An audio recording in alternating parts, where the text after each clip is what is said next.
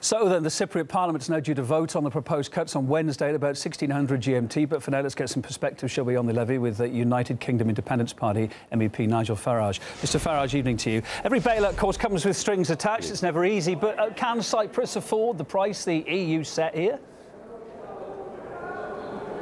Well, I mean, what's really happening here is we have an irreconcilable split between the north and the south of Europe. And in the north of Europe, and particularly I'm thinking about Germany, the Netherlands and Finland, there are very strong political voices saying we do not want to go on bailing out southern European countries. And bear in mind that Cyprus is now the 5th country out of 17 that's needed to be bailed out. And that is why the Germans extracted the terms that they did.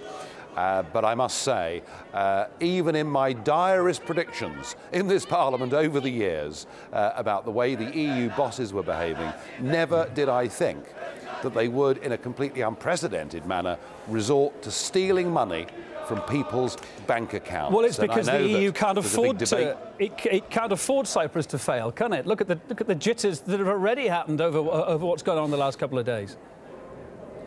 Well, it can't afford Cyprus to fail, it can't afford Greece to fail, Portugal, Spain or Ireland. They know that once one country goes, the whole deck of cards will come tumbling down, and countries like Germany will realise absolutely vast losses, possibly as much as €1 trillion. So they are prepared now to do anything, literally anything, to try to keep the euro afloat, and that is why they've now resorted, as I say, to what can only be described as theft. And now they've done it in one country.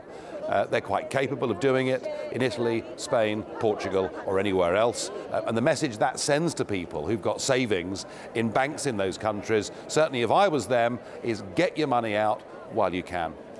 But I guess there's also a duty to look after the many expats that are there. In 2010, almost twice as much British money went to Cyprus as transfers from Russia, according to the country's official website. Surely you've got a responsibility to safeguard your constituents' interests there now?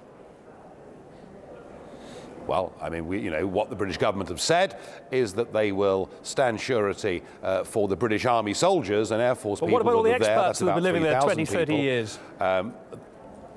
The government have had nothing to say on that subject whatsoever. And what the government ought to do is to help the British people living down there, mostly pensioners, but what the British government needs to do is to say to the hundreds of thousands of Brits that are living in southern Spain, for goodness sake, get your money out of that country and have a monthly transfer to pay your bills. And that is what I'd like to see the Chancellor George Osborne do in his budget statement tomorrow in the House of Commons.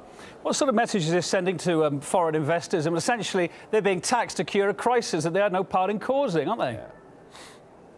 Yeah. Don't invest in the Eurozone. Do not invest anywhere in the Eurozone. You've got to be mad to do so because it's now run by people who don't respect democracy, who don't respect the rule of law, who don't respect the basic principles upon which Western civilization is supposed to be based. They are propping up a Eurozone which in the end is going to collapse in disastrous failure, and they are prepared to do anything to do so. I think that this decision, this German-dominated and led decision, is the worst decision we've seen so far in this whole Eurozone crisis. And focusing back in on Cyprus, then, it's completely dependent on its banking industry to survive. If it's forced to accept these taxes, it's going to leave its reputation in tatters and its livelihood in tatters, isn't it? Yes, and I think that if I were a member of the Parliament in Nicosia, with a vote coming up, it looks like tomorrow now, as funny, isn't it? The vote keeps being delayed and the banks keep being closed for a further day. I think I'd vote against this package. I think, frankly, better to default to the bondholders and keep my most important industry going, rather than accept these bullying terms from Brussels. What about the future for these tax havens, Cyprus being one? A lot of various EU leaders have recently said they aren't happy with the way tax havens work. Do you think you'll see some change soon now?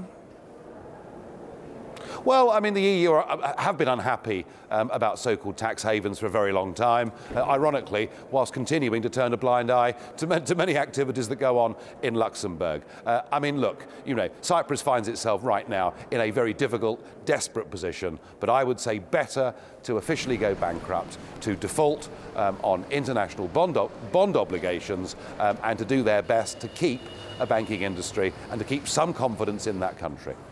Nigel Farage, MEP for the United Kingdom Independence Party, thank you for your time tonight.